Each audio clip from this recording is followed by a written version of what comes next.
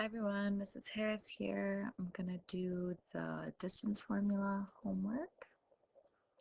So you guys should have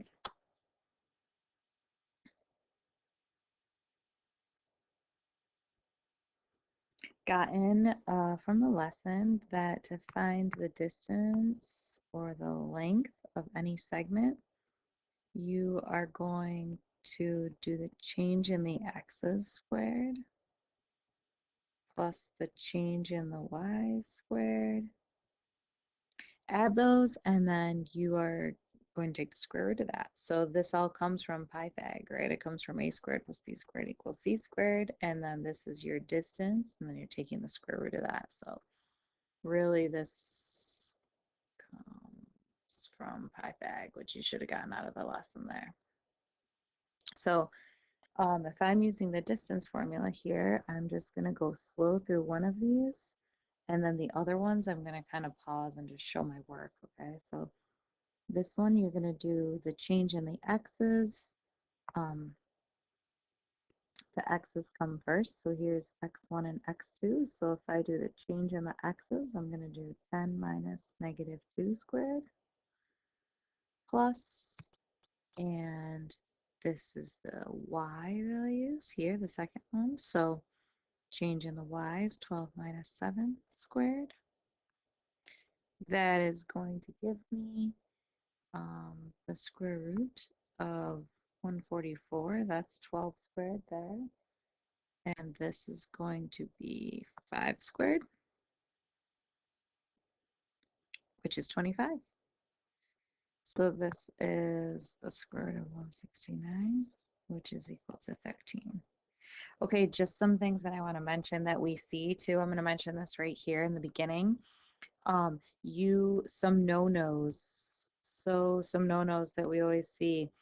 You cannot have the square root, and you have in distance formula, people love to start the distance formula, and then the square root like disappears magically. They're like, oh look, it disappears, and then oh my god, all of a sudden it comes back.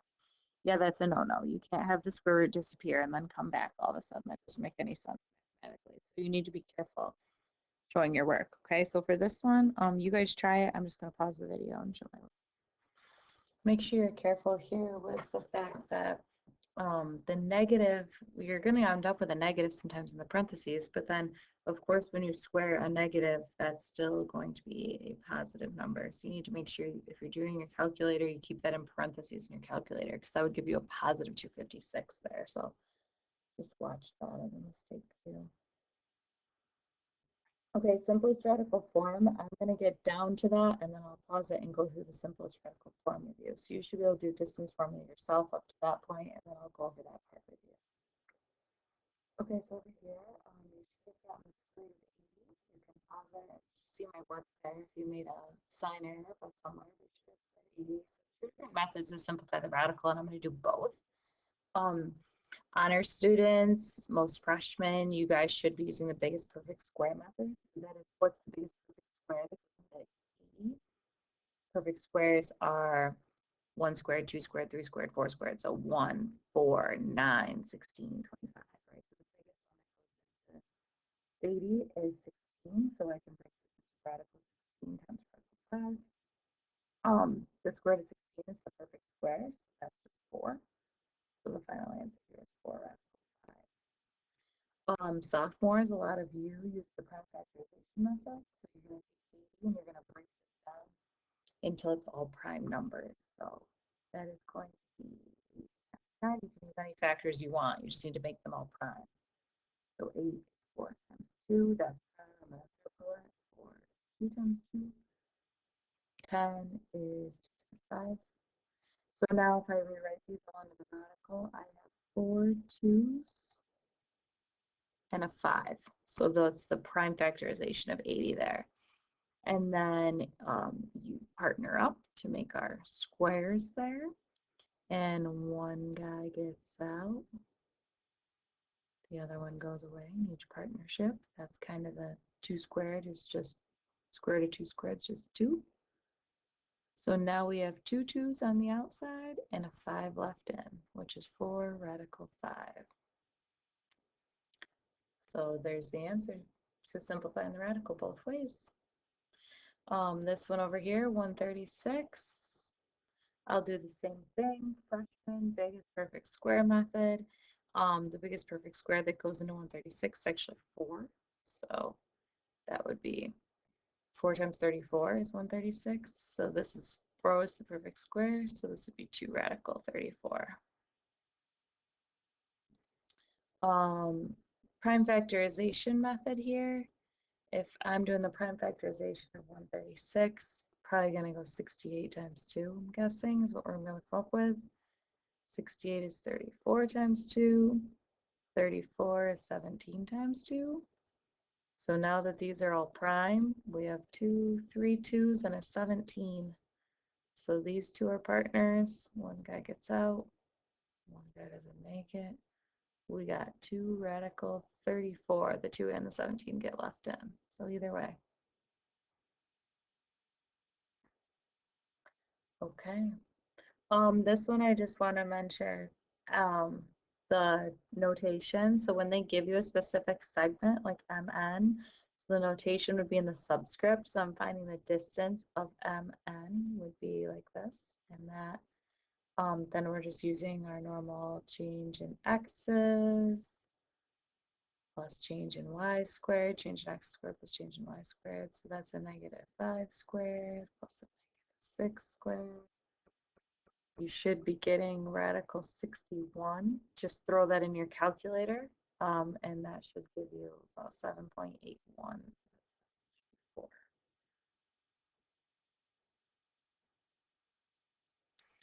Okay, so it says we have a point A in the coordinate plane, and it's translated, there's different ways to look at this one and different ways to do this one, but it's translated 3 units to the left, so 3, and 9 units up, obviously not drawn to scale.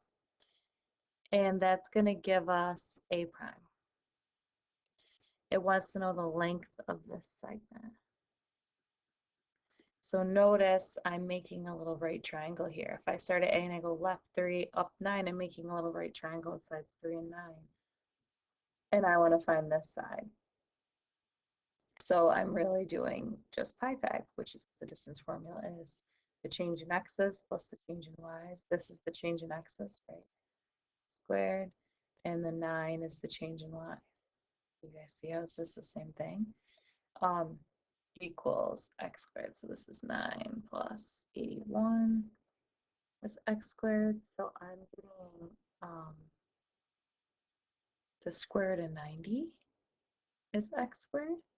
So again, that's obviously in simplest radical form, which 9 would be the biggest perfect square that goes in there. So this would be 3 radical 10. You could obviously break it down the other way. You could use your calculator and the numeric,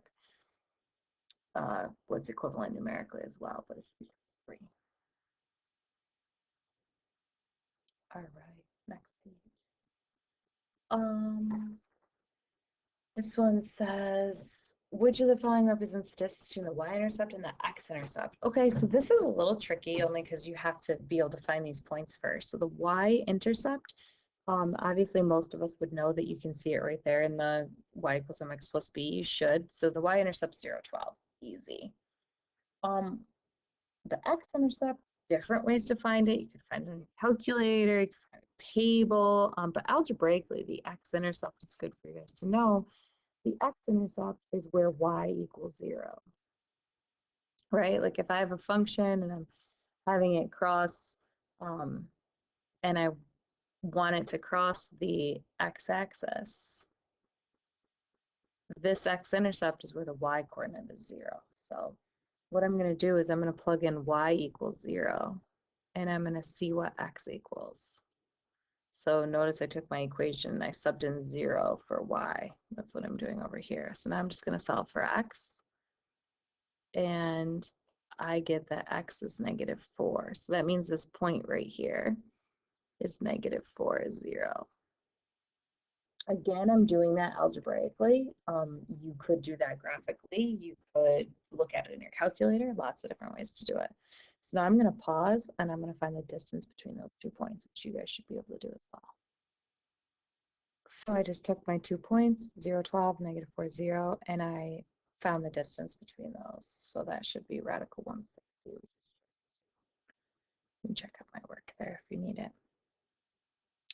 Okay, this one should be pretty straightforward. I mean, we're just finding the length of each of these segments for AB, and I'm going to find the distance of CD. Notice my work's going to be really organized. Tell exactly what I'm doing, and then we're going to see which one's bigger. So go for it. All right. You can check my work, check through the work, but I got 10 over here, square root of 100 is 10, and I got square root of 98, which is about 9.89 when you put that in your calculator. So I am going to say, therefore, AB is longer. I talked about this little therefore in one of my other videos, but they use this a lot in math and science to just summarize those 3 dots. So therefore, AB is longer based on my evidence. Didn't ask me to explain, showing evidence. So there it is. Okay, I'm going to pause and plot this triangle. Okay, so when you're doing these, I mean, use your common sense. When I plot this triangle, it's asking if it's isosceles. So if it's going to be isosceles, I feel like this side, NP, looks like it might be congruent to this side, right, MN. So those are the 2 sides I'm going to check. So off to the side here, I'm just going to make a note to myself. I'm going to do the distance of PN, and I am going to do the distance of NM, and we're going to see what happens. You guys should pause the video and do that yourself. You should be getting faster at the distance formula at this point. Seems long at first, but now you should be pretty quick. All right, I got 13 and 13. So hopefully you didn't make any sign errors there, but take your time. So I would say therefore, triangle MNP is isosceles since it has 2 congruent sides. And I'll put in parentheses, we proved that PN was congruent to NM. So there we go. Has to be isosceles. Okay, I think this one's cool to think about. It says a circle has a center located at negative 2, 4. I'm just going to draw a circle and call it negative 2, 4. And a radius length of 10. And then it wants to know if a certain point lies on that circle. So if the radius is 10, then do we agree that any point that's on this circle, right? If the radius is 10 everywhere, then all the distance from the center to the point on the circle, those all have to be 10, right? So if this point is on the circle, then the distance between that point and the center would have to be 10. So I'm going to check, is the distance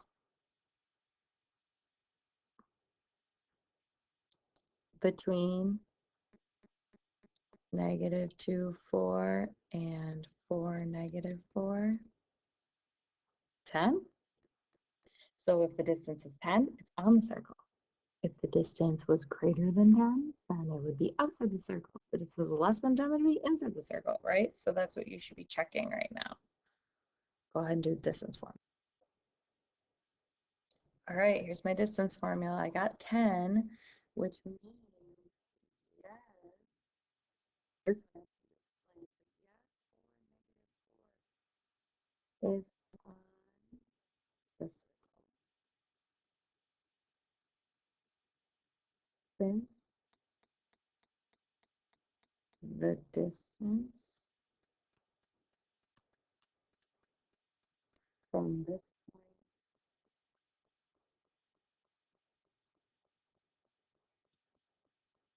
to the center is equal to the